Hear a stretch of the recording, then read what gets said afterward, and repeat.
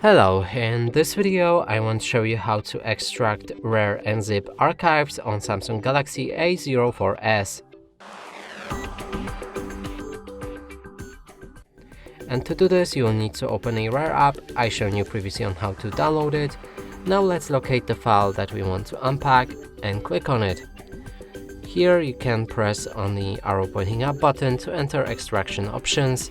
Inside you can change anything on how this file will be extracted. I'm just gonna go with browse and change the designation. So let's unpack it in a movies folder, click on OK, then OK again. And right here we just unpacked our files. And that's it for this video. Hope you like it. Please consider subscribing to our channel, leave a like and a comment below.